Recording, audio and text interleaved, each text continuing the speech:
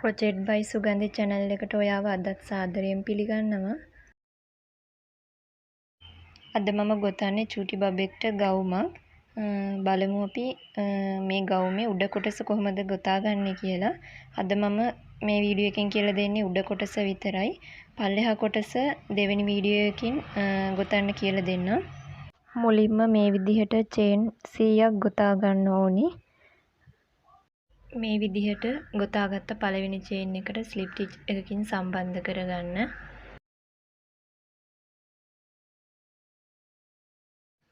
දැන් මේ පළවෙනි වටය යන්නේ. පළවෙනි වටයේදී චේන් 4ක් ගොතාගෙන පළවෙනි ස්ටිච් එක ස්කිප් කරන්න. ඊට පස්සේ ඊළඟ ස්ටිච් එකට ඩබල් ක්‍රොෂේ එකක් දාගෙන ඊට පස්සේ නැවත චේන් එකක් දාගන්න. ඊට පස්සේ නැවතත් මේ වටයම ඒ විදිහට කරගන්න.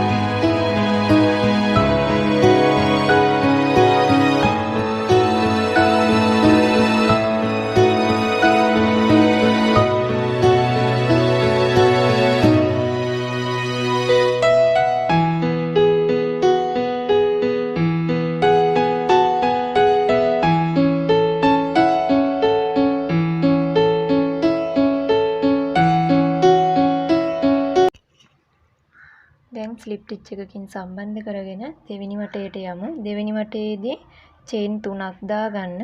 චේන් 3ක් දාගෙන ඩබල් ක්‍රොෂේ 2යි ඊළඟට ඩබල් ක්‍රොෂේ 1යි මේ විදිහට රවුමම කරගන්න.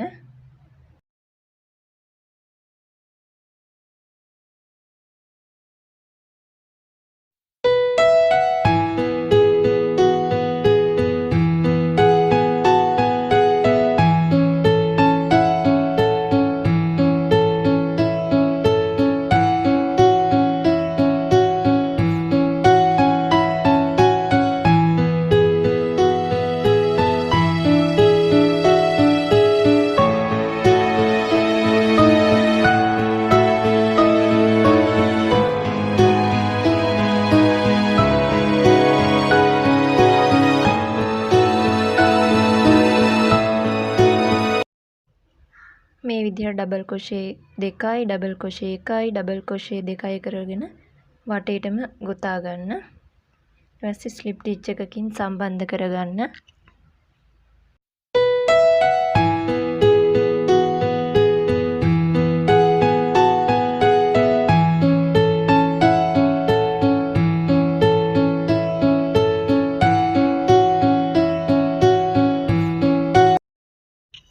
දෙවෙනි වටේ අවසන් වෙද්දී ඩබල් ක්‍රොෂේ 150ක් ඒ රවුමේ තියෙන්න ඕනි.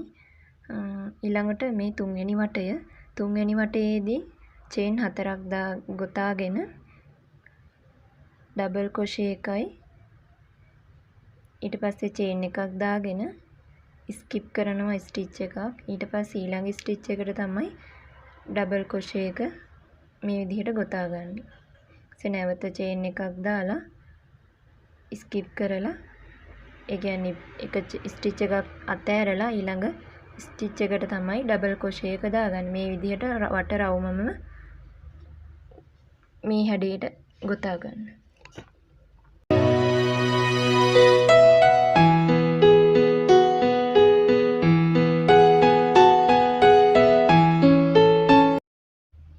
දැන් මේ ගොතන්න පටන් ගන්න හතරවෙනි වටය.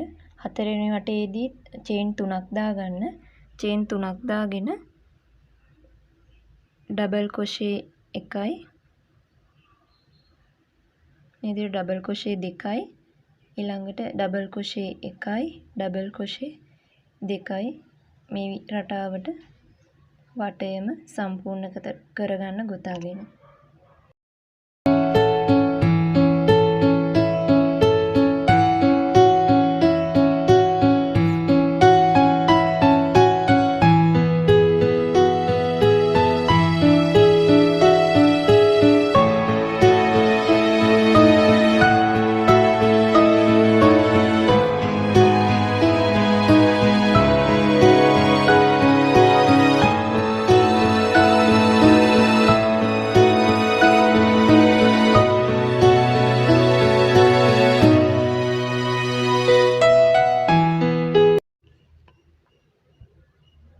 පටන් ගන්නේ පස්වෙනි වටය. පස්වෙනි වටයේදී චේන් 4ක් දාගන්න. චේන් 4ක් දාගෙන ස්ටිච් එකක් අතෑරලා එක ඩබල් ක්‍රොෂේ එකක් දාගෙන ඊට පස්සේ චේන් එකක් දාගෙන නැවත ස්ටිච් එකක් අතහැරලා ඩබල් ක්‍රොෂේ එකක් දාගන්න. මේ විදිහට වට රවුමම ගොතලා සම්පූර්ණ කරගන්න.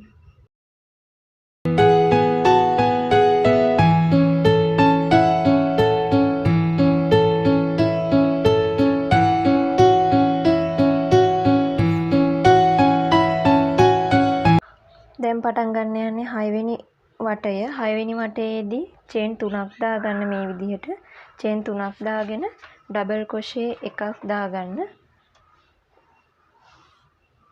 මේ විදිහට ඩබල් ක්‍රොෂේ එක දාගන්න. ඩබල් ක්‍රොෂේ එකයි, මෙතන ඩබල් ක්‍රොෂේ එකයි, මෙතන ඩබල් ක්‍රොෂේ එකයි, මෙතනට ඩබල් ක්‍රොෂේ එකයි. ඒ වගේ රවුමම සම්පූර්ණ කරගන්න.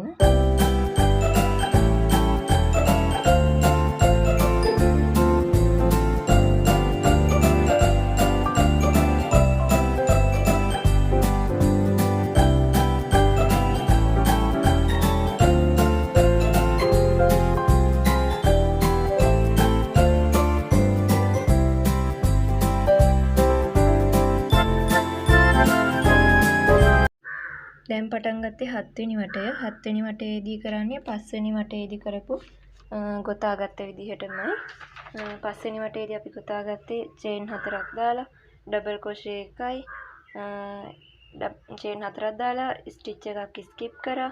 ඊට පස්සේ ඩබල් ක්‍රොෂේ එකක් දාගත්තා. ඊට පස්සේ චේන් එකක් දාගෙන නැවත ස්ටිච් එකක් අතහැරලා ඊට පස්සේ ආයෙ ඩබල් ක්‍රොෂේ එකක් දාගත්තා.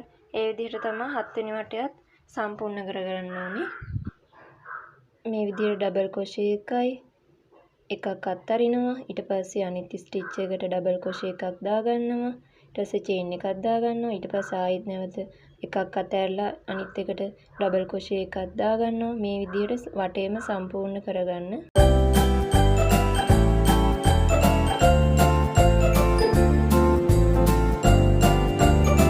දැන් පටන් ගන්නේ 8 වෙනි වටය.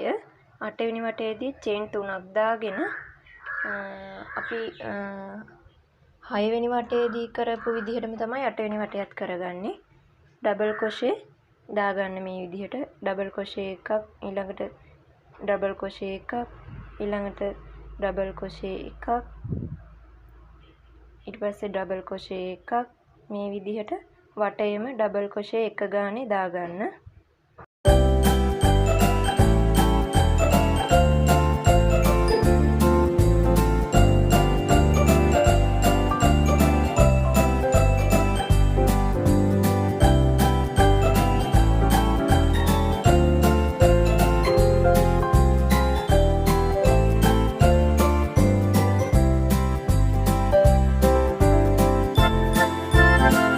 දැන් මේ පටන් ගන්නේ 9 වෙනි වටය, කියන්නේ අවසාන වටය. මේකෙදී 5 වෙනි වටේ කරපු විදිහටම තමයි 9 වෙනි වටයත් කරගන්නේ. 5 වෙනි වටේදී අපි චේන් 4ක් දාගත්තනේ. ඒ 4ක් දාගෙන එක ස්ටිච් එකක් ස්කිප් කරලා ඊට පස්සේ ඩබල් ක්‍රොෂේ එකක් දාගෙන චේන් එකක් මේ විදිහට දාගන්න. දාගෙන ඊළඟත් ස්ටිච් එක අතහැරලා ඩබල් ක්‍රොෂේ එකක් දාගන්න. ඊට පස්සේ චේන් එකක් දාගෙන ඊපස්සේ නැවත ස්ටිච් එකක් අතහැරලා ඩබල් ක්‍රොෂේ එකක් දාගෙන චේන් එකක් දාගන්න. මේ විදිහට වටයම සම්පූර්ණ කරගන්න. විදිහට ඔයාට වට 9ම සම්පූර්ණ කරගන්න පුළුවන්. මේ ගවුම ඉතුරු කොටස ගොතා ගන්න හැටි ඊළඟ වීඩියෝ එකකින් හමු වෙමු.